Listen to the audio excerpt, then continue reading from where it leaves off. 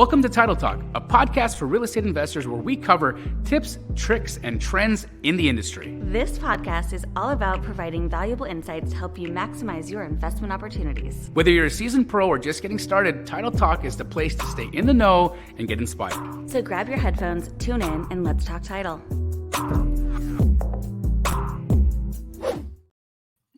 What's cracking? Ooh, what's crack-a-lackin'?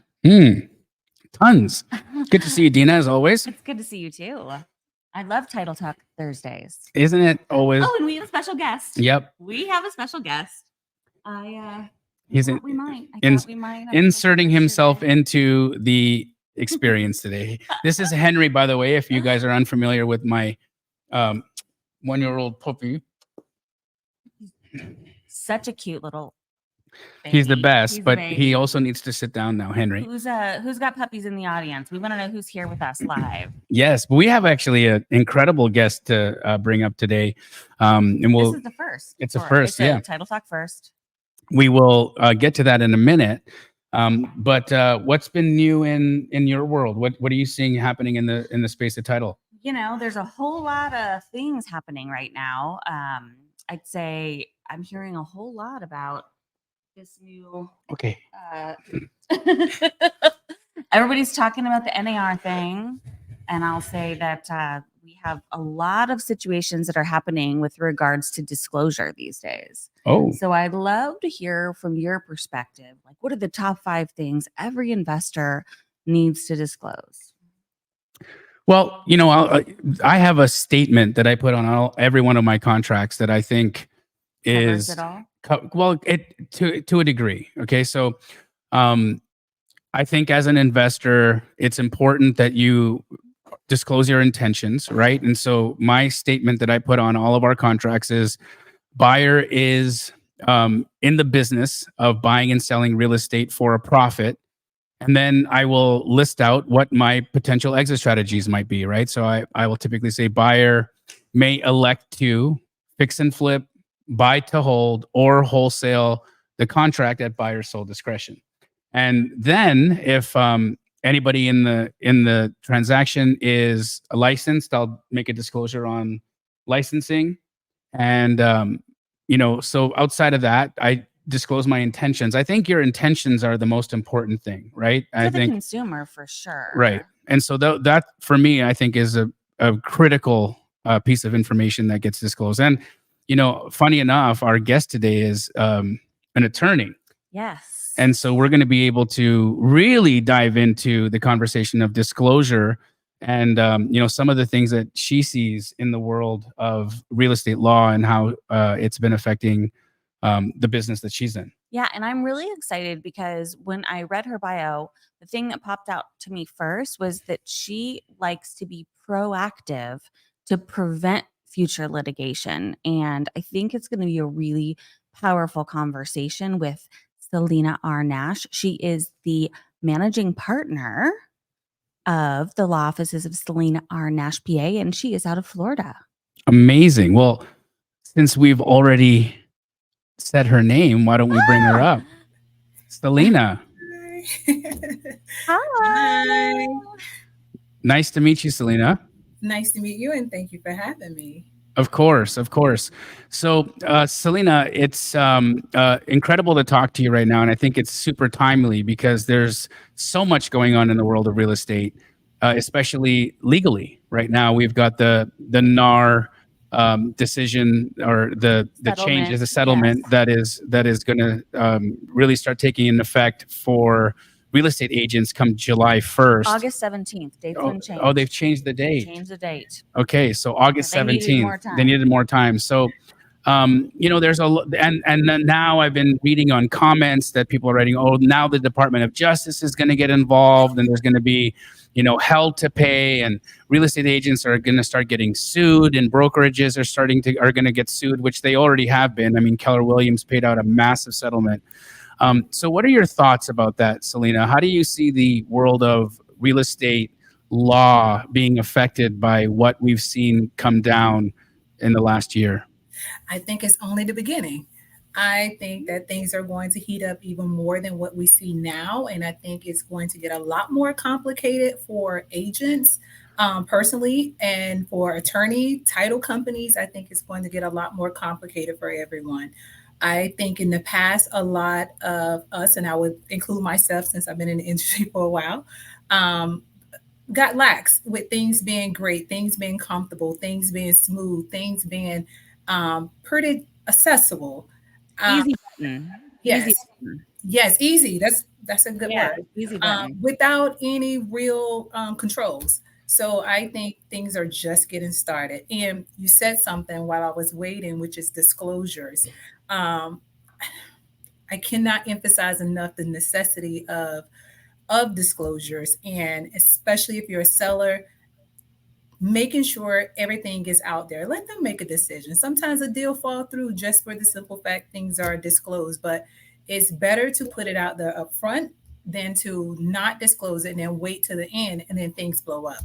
Um, that's my position. Say as much as you possibly can up front if you are a seller, but if you're a buyer, pay attention. People don't pay attention. They're afraid to lose a deal. They're afraid they're going to lose a few hundred or sometimes a couple $1,000s. Pay attention to the red flags. They mean something. They're Well, red they're flags. also emotional, right? Like they're so excited because they've mentally moved into the home. They Yeah. they don't always read out all the details. Like there might be fissures here, or there there might be, you know, airplanes across the street. Right. I mean, I 100% agree, Selena, and with what you're saying, Dina, with respect to the disclosure side of it. On the wholesale side, it got interesting for me in a circumstance that I was involved in like 5 years ago. And so when we're wholesaling properties, we're typically buying and selling homes that are in severe disrepair, right? And so it's impossible to know fully the extent of what somebody is going to need to repair in a house when it's in that condition. You essentially say it's a mess. It's a hoarder Everything, house. yeah, And we have no idea. we have no Too idea. many cats, there's too much trash. Right. And there's going to be significant repairs that are going to be needed here. So do all of your due diligence, and the onus is on you. We're disclosing that it's a mess. Okay. So you're going to need to deal with this. But you're buying it as is, you're buying it in its current condition, and you are accepting the contract that says that you'll have done your due diligence prior to entering into this contract and submitting your earnest money. And so I do a deal where that's the case. Severely disrepaired fourplex in North Phoenix. And I don't know, maybe 3 months after the transaction closed, I get served with legal papers, and I'm getting sued from the buyer of that property, saying that, I didn't disclose that there was this electrical issue, that, a tenant was stealing power from another building near our building, and they had, constructed an underground mechanism to steal power. And so, of course, I mean, I'm not an electrician, and I had no idea that that was happening.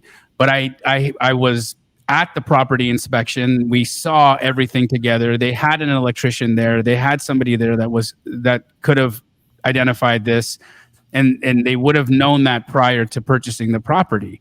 But again, anytime you get sued, you have an option, right? Are you going to take this all the way and bleed yourself of money, or are you just going to settle? And of course, I'm a person who loves speed and convenience, and so I decided to just write the check and get it off of the books, right? And so I settled. But it sets a pretty a terrible precedence. So I had to catch myself. It sets a terrible precedence because at the end of the day, um, if you are fully aware that a property has tremendous issues with it, when does the disclosure versus due diligence become tipped in one of the sides? So it's funny you would ask this question. I wasn't expecting you to ask this, but let me tell you something I do. Because I work with a lot of developers and I work with a lot of investors. So what I created over the years is two things: an affidavit of as is affidavit is what I call it. As is affidavit. So when I say it's in your face, It is in your face. And not only do I make sure that they attach it, it is given to the person at the time of contract. So this is not after I have another affidavit they sign at closing, but this affidavit is signed at the time of the contract, is included as a addendum to the contract. As Right. soon as We you sign, had an as is addendum signed as no, well. mine is intense. Like, it's Ah, so harmless in language in there, identification language in there. It is disclosure that if you're thinking the worst of this property, it is there on this property. If you're thinking environmental issues, it's on the property. If you're thinking a electrical issue, it's on this property. And addition, I also have them to put language if they've never lived in the house. We have never lived in the house. We have no idea how it is in the day, how it is at night. We have only been on the property a few times for several inspections or what type of inspections, but the document is so intense. And I tell you why I drafted it this way. After this lawsuit that my client got in for not disclosing, the floors were uneven, so it was foundational issues, and for them it was an investment property. And I won't tell you the name, but I will tell you that my client knew, they had an idea something was wrong. They didn't disclose that. So even when they gave what we have in Florida, you have to provide, sellers should provide a document of just seller's disclosures, what we call it. They should provide it. Some don't sign it because they never lived in the property, so they refuse to sign it. But my client didn't give anything, no disclosures as to the condition of the property. So he was sued. And quite frankly, we didn't settle because his cost analysis was different than yours. And he wanted to go all the way. We didn't settle until I think 2 days before trial. And at that point, the cost was high, but the other side was also putting out money. So they were willing to settle it as well. So my client didn't spend as much as they wanted from the initial demand, but at the same time, they lost money because they were tied in a lawsuit. So their investment was a part of this lawsuit that could have been put back into the market and purchase something else to grow their money. So anytime you're being sued, you have to do a cost analysis. Is it worth it? And my advice most of the time is not worth it. Putting money to legal fees where you could be spending this money to reinvest it into the market. It's a risk. It's a risk anytime that you make an investment. You're always making a risk. how do you propose that people can protect themselves from litigation of that nature? Because, let's just say that your client had signed a disclosure and disclosed it. They could still get sued, right? And I think the thing at the end of the day, even with the as is addendum that you write that's ironclad and very much in your face, it doesn't stop somebody from filing a lawsuit and forcing arbitration. And if you've ever been in an arbitration hearing, I'm sure you have, but for those who are listening to us today, they may not have. I sat down with what they do is they bring in a judge who's off, not working that day. So basically, it's like overtime for judges. And so sometimes it's not even a judge. Sometimes it's just another attorney. So yes. In this case, it was a judge, and the judge said, "Look, I'm reading your contract, and you're right. Your contract says that the buyer is to do all their due diligence, is to, that they know that they're buying a house that's in complete or building in complete disrepair. You will win a lawsuit."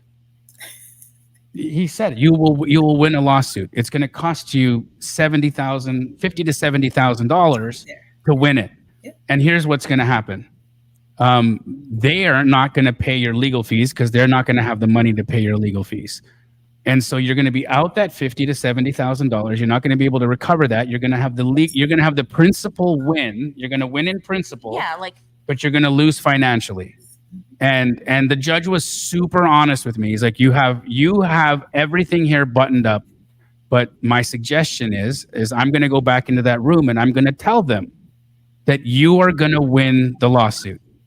That I believe that looking at these documents, that this young man did everything that he was supposed to do, and that I feel that he's going to win the lawsuit. And I also feel that he's in a better financial situation than you, and that he's willing to offer you a certain amount of money today for this to end now. And that's it. You're going to get this one opportunity to take this sum that he's going to give you, and it's a gift. and make Let's a deal. Make a deal. Yeah. And so I did. I wrote a $15,000 check that day. The judge said you got off light because you would have spent 50 to 70,000. I'm sorry that you got sued. You shouldn't have been sued, but you did.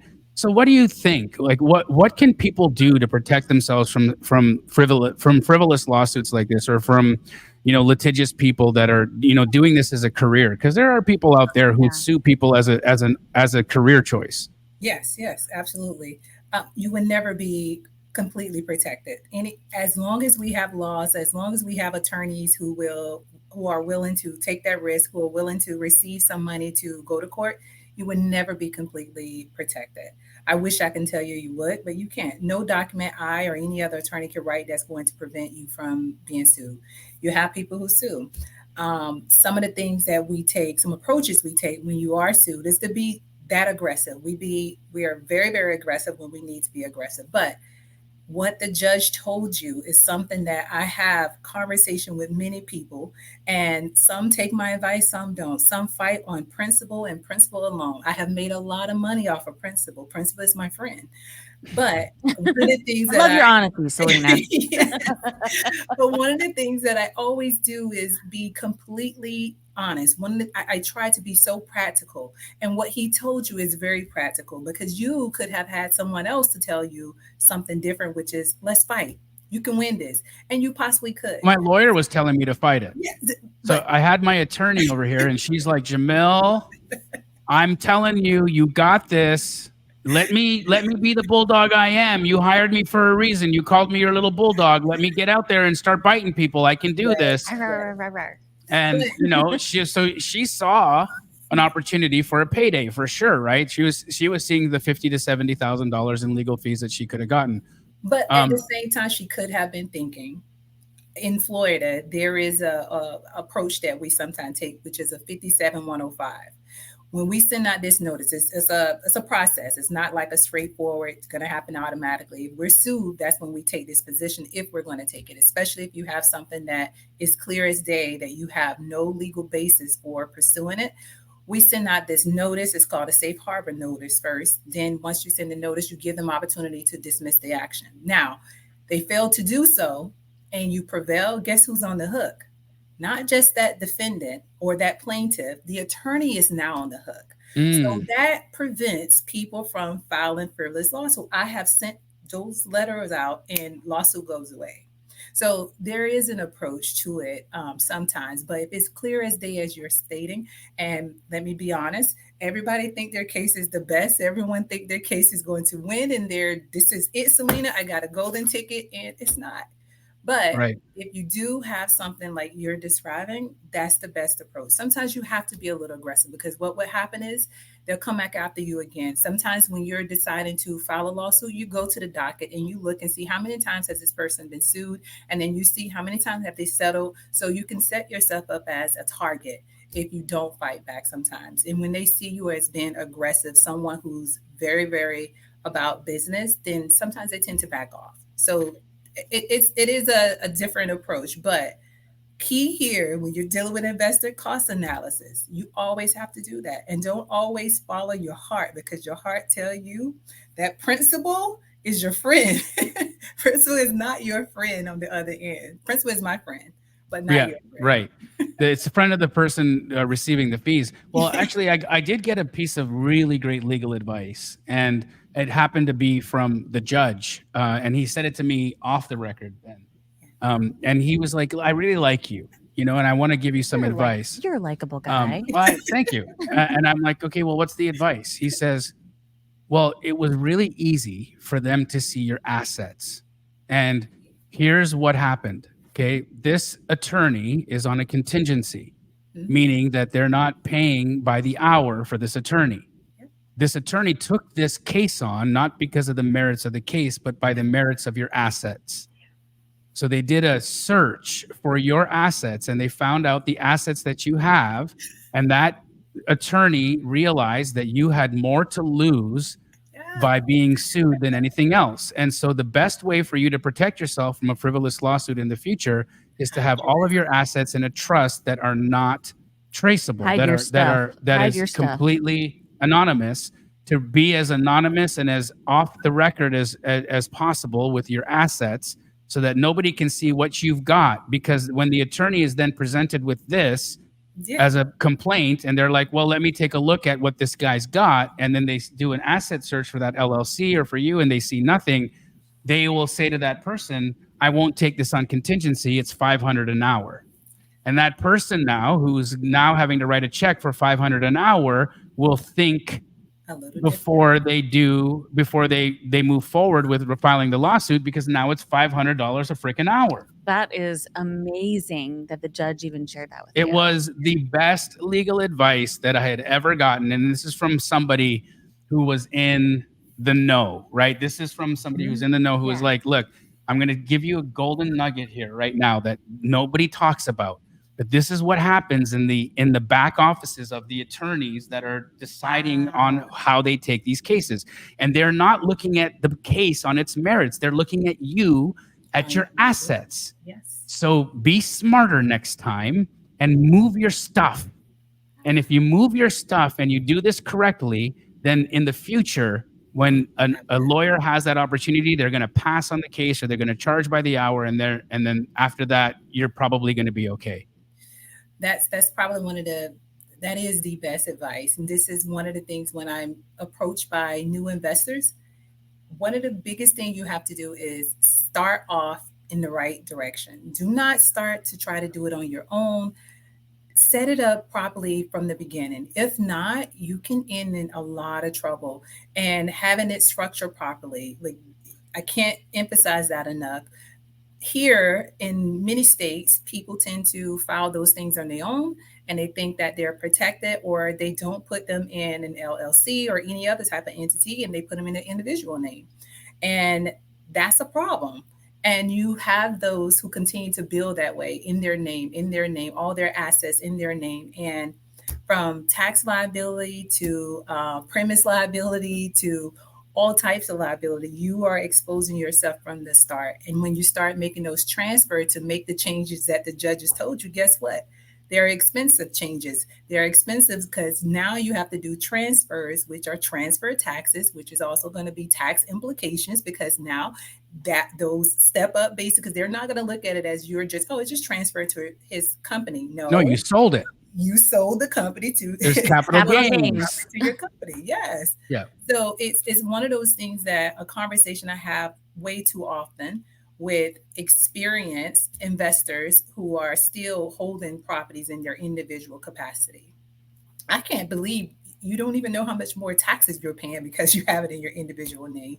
So yeah, start from the beginning in the right direction. Otherwise, you're going to pay for it. As you see, putting a ticket on your back by not having it protected. Did you take the advice?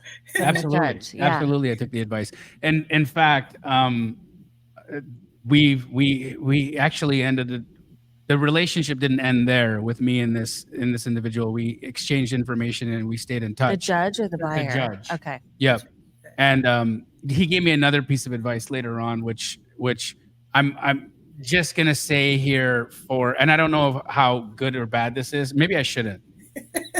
You usually don't have a filter. Okay, so if you are in a pending situation, right? Pending what? Whatever. Like, just say you're in a pending situation, like you're a divorce.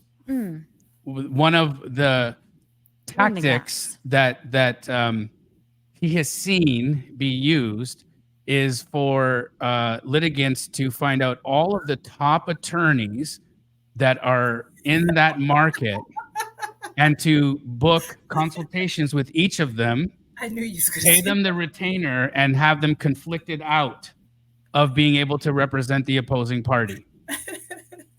And not like for real. And like that is, and he's like, you don't understand how freaking powerful that strategy is, because if you're in this situation and this person has no one to talk to, and then he said, you can use this for like personal situations. You can use this for litigation. So pay the $500. If there's big litigators in your town, if there's huge litigators in your town, book a consultation with them.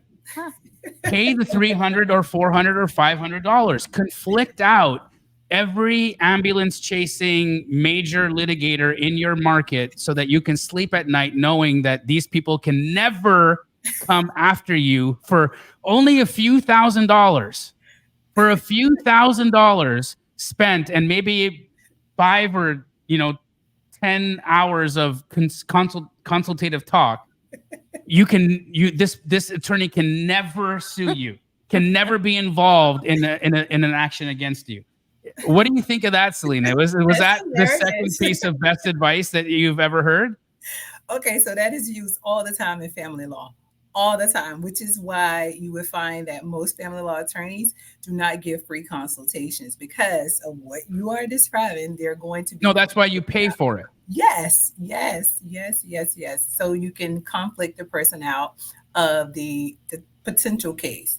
Now, will that work in a bigger city? Likely not, because there are so many options. You would run out of money trying to pay every top attorney in a major city.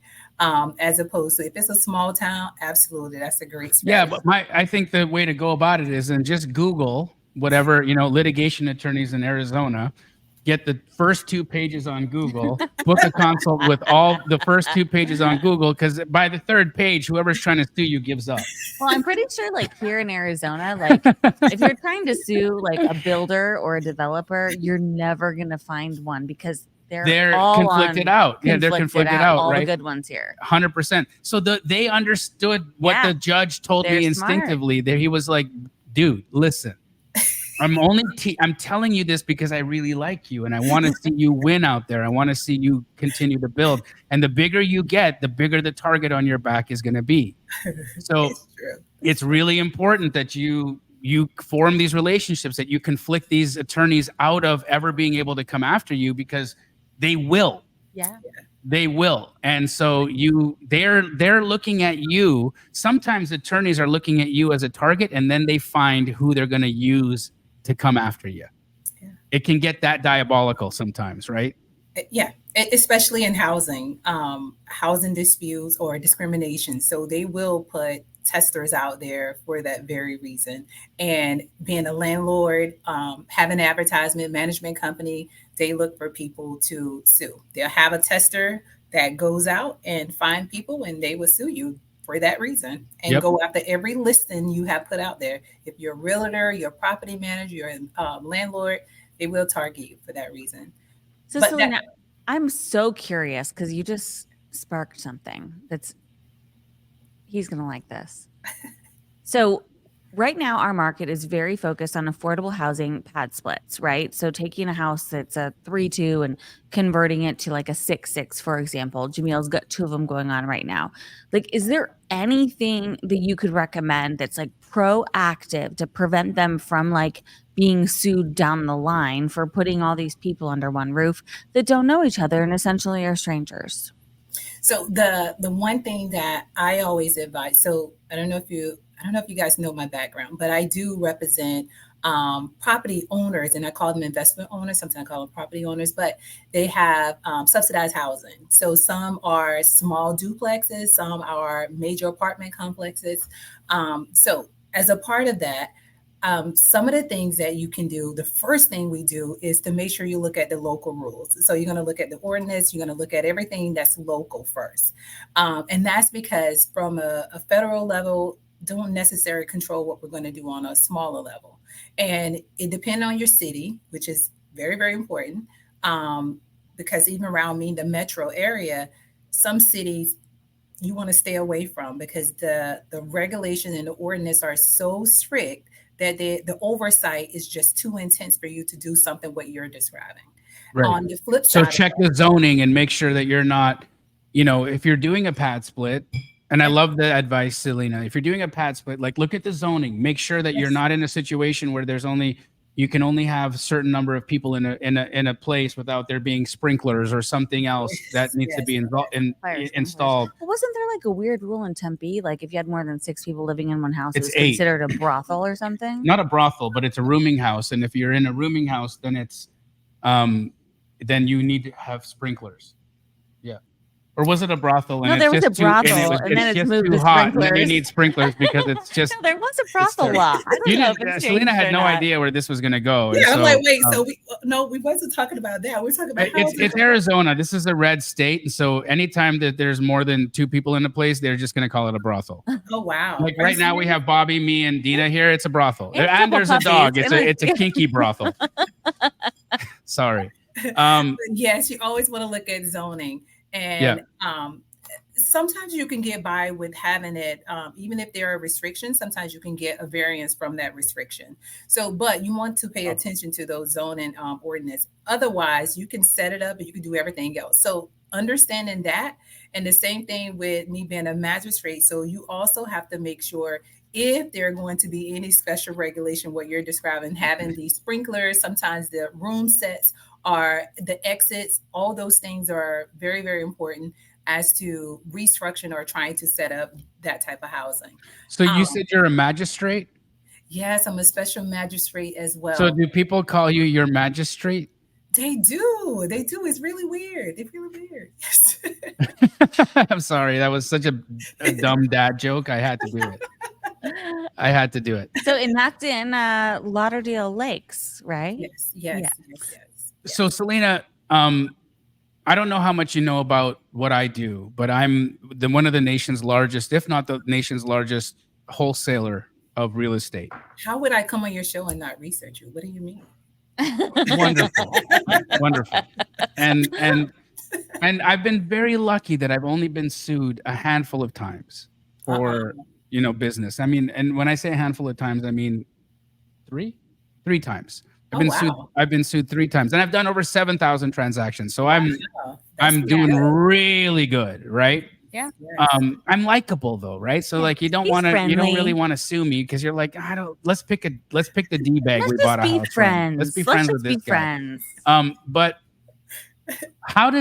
what first would you say are the inherent liabilities that a wholesaler would have exposed themselves to in the process of what we're doing? So I can spell this out a little bit clearer for you. Okay. We buy distressed property, right? We're buying homes that are in severe disrepair. That aren't market, like they can't go on the regular market. So they couldn't sell financed, right? Like a regular lender would never loan on these things. They're in such disrepair that they need a tremendous amount of work before they can be quality to be financed, right? So they're not like turnkey market ready homes. The seller might not want anybody in to see all their stuff that's piled this high. Right. Whatever that is, right? Whatever those things are, you understand the product now, right? Of what we're looking at.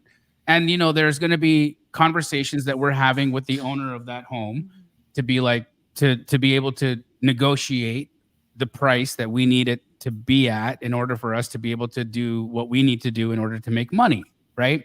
So on the acquisitions, they're not a charity. They want to make a little bit of money to be the middle monkey. Of course, right? So like you're anything you do to make money, right? If we're in a business, if I have an LLC, it should be implied that by me operating an LLC that I'm here to profit, right? LLCs aren't unless it's a nonprofit.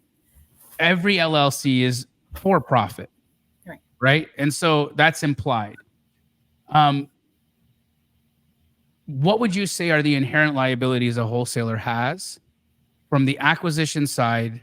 And then I want to move it over to the disposition side, to them selling it, right? So on the acquisition side, when I'm in a negotiation with a homeowner, if I'm direct with the homeowner, what are some of the liability risks that one should think about when they're in these conversations, engaging in these contracts?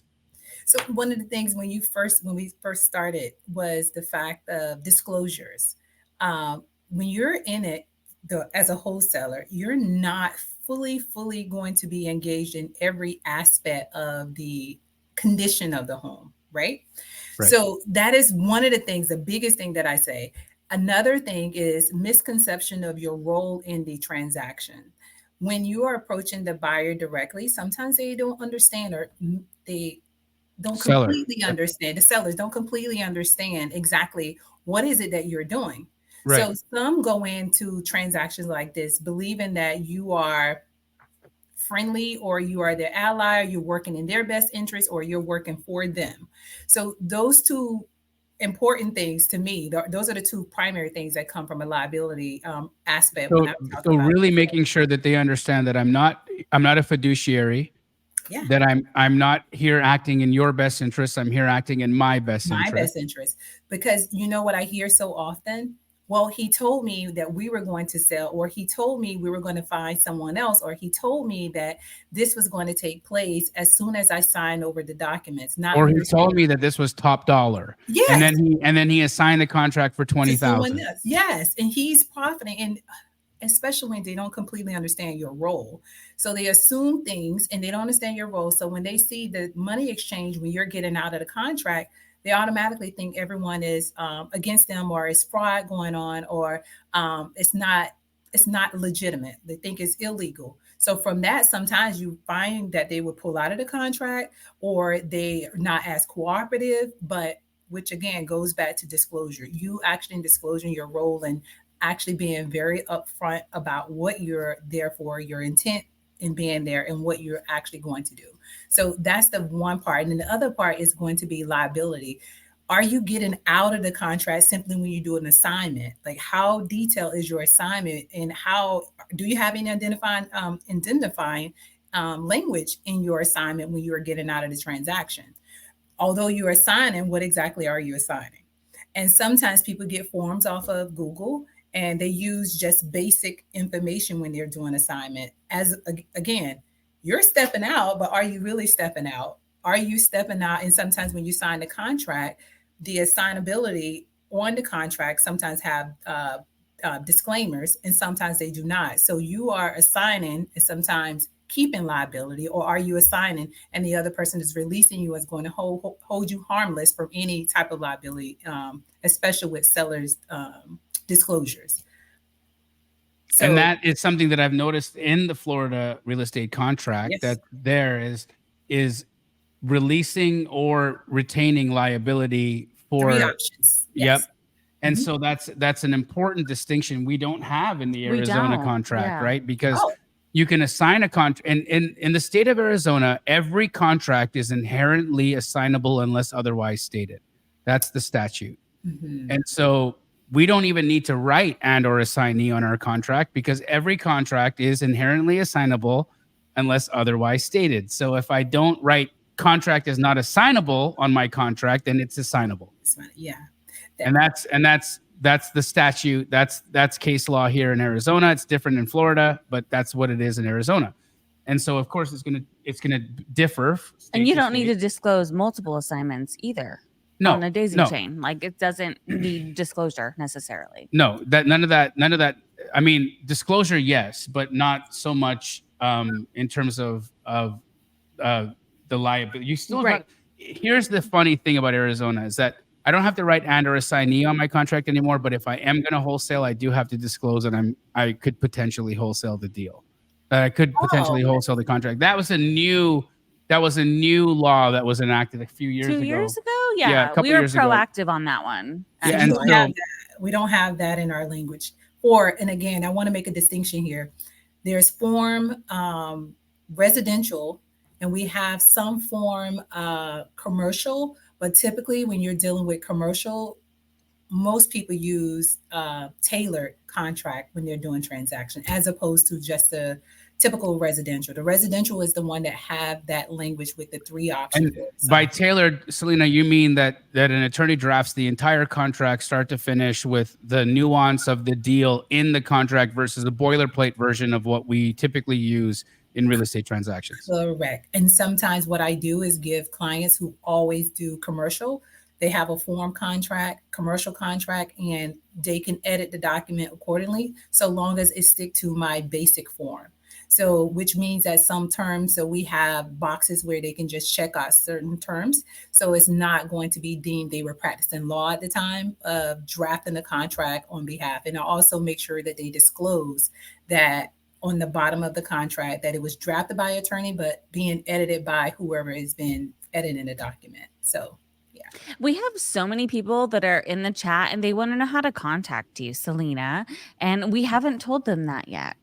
No, we haven't. But you guys have to wait till the end of the episode because But it'll leave So us. she's keep watching because she's she's on fire. she's given us way too much here for you to just like sign off now, right? So we'll definitely I give love your hook. your information out at the end. But no, this is a really interesting conversation, right? Because it's timely first and foremost with respect to what's going on in the real estate world in general. Second, wholesaling is under fire, Yes, right? yes. All the We time. are, All the time. and forgive me, I know that you're in Florida, but do you foresee anything coming in Florida that you think could be potentially derogatory towards the wholesale industry?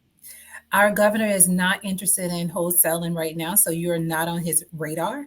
We have a lot of other things that's coming down the pipe, but nothing that's targeting wholesalers, which is good. And I hope I didn't give anybody any ideas, but that's a good thing for wholesalers. They have so much going on, so many different changes taking place in 2024. Actually, in the last few years, we've had a lot of changes, but nothing directly that would affect. Now, there are things that could affect the ability to short-term rentals. There are things that can change in regards to who can actually foreigners come into the country to buy certain countries. Yeah, I know coming to that the right country. now that Florida is looking at potentially banning Chinese investors from We being already able to did buy. it. That was You did last it. year. That was So last year. Okay. there is pending lawsuits for it. To be frank, so there are pending lawsuits that are attacking that law to deem it unconstitutional. But he did the same thing that a lot of other states have in place in regards to Well, different. the entire country of Canada enacted that law, and I Jamil's why I know is born because in I Canada. was born in I was born in the Um, United States, but I was raised in Canada, so I'm a dual citizen, and so I tried to buy a home in Calgary where I grew up last year, and I was denied being able to buy the home because I'm a U.S. resident. Even though I'm a oh, Canadian citizen and a U.S. citizen, I'm a U.S. resident. And so the Canadian government deemed me a foreign investor, which I didn't Really? understand. Well, at least the real estate brokerage deemed me a a foreign foreign. investor. So you'd be And so they subject to FERPA. rejected my offer. They were unwilling to take my offer because they deemed me foreign. Even though I'm a Canadian citizen and I have a Canadian passport, I was foreign, according to them, or the way that they interpreted the law. And so, I thought that was a little bit interesting because, I'm a Canadian. I have a Canadian passport, right? I have a Canadian daughter. I visit my daughter once a month. I wanted to buy a home in the country that I visit my daughter in, so that when I go to visit my kid, that I'm in my own home when I visit my kid. Like, I mean, it just pretty felt basic. normal to me, right? Yeah. But I was restricted from being able to buy, right? And so I see that, there's definitely going to be some interpretation challenges that are going to come from that. And there's parts of me that agree, and then there's parts of me that disagree with that, right? That agree that, we have a housing crisis in the United States right now. And when you look at what happened in Vancouver, Canada, right, which is where there was a lot of foreign investment in the market there, and or New York City for that matter, because I think New York and Vancouver are very similar in that way. There's a lot of foreign investment that came into the state or the province, and all of those units are sitting vacant. They're sitting vacant. The people don't visit them ever. They're literally there to park money. It's just a money park for the investor.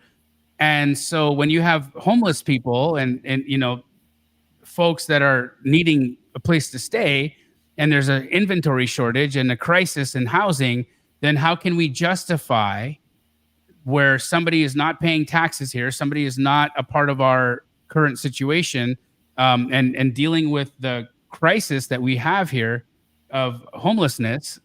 How can we allow for that entity to come in and take away inventory from the market? Right. Right. And so I understand the argument. I understand the heart of the argument. It's that, look, we live here. We need to be able to live here. Right. Right. And so on the other side of that, there's going to be, a lot of variables that are missed, right? Um, but in that, right, with the foreign investments or the foreign investor that you've seen, or the way that the laws are being enacted, um, how do you see that playing out right now in terms of its effect on the overall housing market? And is that creating a lack of buyers, or is because right now it's tough for a regular person to go out and buy at an 8% mortgage, where this guy out of Hong Kong wants to buy this house right now and is going to pay over Cash. asking for it? Like, what do we do? What are your thoughts? They want to pay cash. That's what they really want to do, is pay cash. You Yeah. said something about parking money here in the States. We have that happen all the time, not just from the countries that are banned from buying in Florida, but we get that all the time. That's been going on for years. The inventory is low, but you have a lot of investors here who hold it, and most of them rent the properties out. But how would that change? Hmm. I don't think it's changing the landscape right now. Right now, and I'm referring to Florida, the inventory is low. So the inventory is low for absolutely everyone. So after COVID, we had an influx of people to come here to Florida. Yep. And that influx led to people buying in cash, like cash buyers coming from New York, New Jersey, Canada. So we had a lot of people come, California, come and just dump Same thing money. happened here.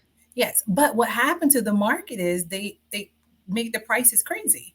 So we have homes now. The value are set based upon what the sellers were able, because we all know that was a seller's market. No longer, it's a buyer's market right now because the inventory is so low, and you have sellers who wanted to sell. So how did that change? Now we don't have as many cash buyers. So when you have foreigners, typically with closings, what I would have is a lot of people buying with cash. So with some of the developers I work with, they still use those foreigners as investors. And I hope I'm not giving anyone bad ideas or advice, but they still use foreign investors, but the money is exchanged a little different now. So instead of that investment coming directly to the United States, and instead of them transferring money, so what would happen, the investors would set up companies here in the United States, and then that's how they would pay out on the investment. So if it's a sale, and sometimes they hold mortgages, those investments were being taken care of here. Now, yeah. She's so smart. So I got it. I picked up what you put down there. That was okay, great. so it's different things. My and goodness. different- Own the note, not the house, dummy. Wow. I hope you guys picked up what she put down there. And I hope I didn't just get anyone like Yeah. No, you didn't say you anything. did You nothing said wrong. nothing. You said No. nothing wrong. What you said was actual, like, it was gold, right? Like, own the note. If you as the investor, because look, why do I want to own the actual property as a US citizen? I want the depreciation. If I'm a foreign investor, I don't give a none rat's at all. butthole about the At all, depreciation. at all. I'm looking for capital protection. I'm looking for protection against inflation, and I'm looking for preservation of principal and possibly a return. Bingo. Right? Yeah. And so, what instrument gives me more protection than being the mortgage holder than being the deed holder?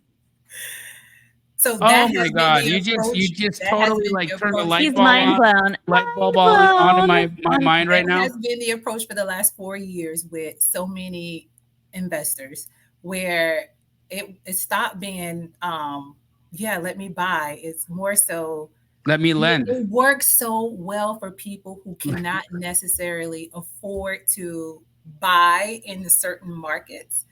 I'll hold the mortgage, and they hold it, and they extend it, and they extend it, and they extend it, they extend it.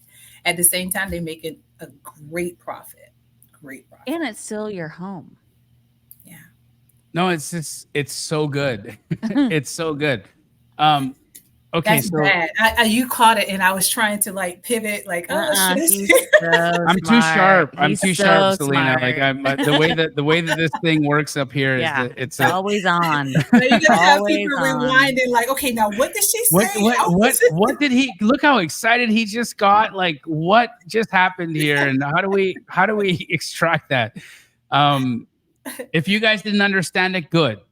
But it's a great means to start investing too. Just that's a great way to start investing for Mm, someone who do not have all the capitals to purchase upfront. So that's a great way to start. wow. So I feel like we have a lot of investors that get into a transaction and they don't always read all the details. Like, That's not an investor. I was thinking like, it's well, not it's just all a but I mean, but the title report comes back, there's things on there. Sure. I'm just So we don't curious. understand. Yeah. So like, what do you think is advice you could give on like hidden title trouble? So what advice can I get? So one, I don't know how many times I could tell you people do not run title. So they will go buy a property without a title search. So the first thing is to do Oh, bad idea. Never buy on a quick claim deed. Bad Never buy never idea. buy a quick claim. Never buy a quick claim. Never buy off of, if anyone is trying to rush you to buy a property, don't buy it. And stop, do your due diligence because that means they're rushing for a reason, right? Mm. So there you have, and I don't know if everybody's like this, but Florida, you would have one person selling the property to six different people. And it is six people trying to purchase the property, and obviously something is wrong. But to answer your question, the title portion of it is making sure that you actually do a title search. And once you do the title search, take a look at it. Don't just order the title and run through it. And using some companies online that give you a quick one in like 5 minutes, 10 minutes, that's just not the end of it. You still need to do a code violation search. You still need to do, if it's within association, you still need to do an association search to make sure it is an association.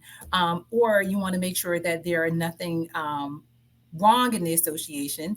So you would have to get an estoppel. You still need to do due diligence, right? So it's one thing to do a quick search and run a public record search, and you could find some documents and thinking that it's all good. But one of the hidden things that people don't understand when they see a title and they don't truly understand how to read it, ownership. So if there was something wrong where someone died and title passed through there was a probate, sometimes probate don't even take place, and someone that you think is the owner transfer title, it could be down the chain. It could be two or three removed. Doesn't necessarily mean you have clean title, Yep. right? So those are issues and things that I think if you are looking at the title and you're just going with the flow and you're thinking that you actually have something, you need to understand it, not just read it. You need to completely understand what it means and every document means. Don't just look at it. Every document on that title search means something and you need to understand it. So education. Don't look at one article, educate yourself. Sit down in someone's seminar, sit down and read things over and over again. Do you do seminars? I do seminars. Yes. Are Yes, you I helping people understand how to be more active investors in their business and read things and understand what they're doing? I do. That's one of my biggest that's the bad thing about my business. Me as a business owner, I spend too much time trying to teach, trying to make sure people actually understand. And I don't get paid for all my time that I'm spending teaching No, I people. don't get paid for a lot of the time that I Yeah. spend teaching, right? But But you do it because you want like that's the service that you provide. It's yes. how you're helping other human beings. And I also think that if you understand and you completely understand, you make better choices. You make better decisions. It makes my job easier. I don't like to fight every time my client come in my office. I would rather have a smooth transaction. And if you're educated enough, you're going to navigate better. And if you can navigate the waters better, it's going to make my job easier. So education is key here, especially in investment. Like it's key. Yeah. And do you have any like real estate horror stories? Mm. I do. I have Right. many. Where do you want to start, and how much time Ooh, do you we Well, have? pick, I you think, pick. because we are short on time. Oh, Pick the bloodiest, goriest, Dead most body in your terrible story arsenal. you have. Let's just escalate to a 10 here. I do have one that I will share with you guys. I wrote, let me see, the one that I would tell you about is, so we had a client who came in. He had a bunch of red flags, right? Obviously, he didn't pay attention. So the property that he was purchasing, the way it was situated, almost like a pie, but at the back of it, it was slanted. So it was like shaped like A Like a this, diamond. cul-de-sac, but but yeah. it was went like this. You see, like this, and then it went that way. Okay. So that's exactly what he was thought he was buying. So that's how we described. That's how the fence was. That's how everything was situated. What we didn't understand and we didn't know at the time until we got the survey done. So once we got the survey back, that's when we realized that not only was that back land not his property, that entire easement was what do you call it? Protected land. So that was Or like protected state land. land trust or Yes. something. So Yeah. it didn't belong to him, although he had put a fence on it for years. But that was actually protected land. So after everything that was done, including environmental, and if you understand how much it costs to do environmental phases, Phase 1, 2, and 3 out there. You got to do. yeah, we Yeah. we did all of that. So this was even after the survey came back, because Yep. the survey itself was relying on, they don't necessarily go out to the public records to pull the documents off of and go back chain. They just go back and kind of like draw out where it belongs. Well, that's when we realized that it was protected land. And not only was it protected land, it had been insured by many title companies over the years as belonging to that actual property. Oh So my I did not goodness. understand trying to get someone to take the case over or to represent, because now they're saying there was no never disclosure. So and now you have the survey companies over the years all in this litigation. You have my client who's trapped in a contract who wants the property because obviously it's means a lot, and he was going to Yep. use it for agricultural purposes, and that was to develop marijuana. I was like, he was gonna grow something. Yeah, When you so said it wasn't agriculture, something I'm that like, what do you want to grow? so it wasn't something that was easily to walk away with. And why Guys, was it? marijuana is the new wheat. Let's So let's he not. he bought this to grow some things. If we always like when we say it, like it's like there's this still the stigma attached to it. It's like he wanted to grow marijuana. It's like no, it's like let's just be real here. It's 2024. It's freaking wheat. Well, you know what? Wheat. Here in Florida is not as so for Wheat. us. It wasn't Not as wheat. It's wheat. It's as common as wheat now. Potatoes. it's not, Potatoes. No, it's not. as Am I no, being it's not. too Yeah, that's way max.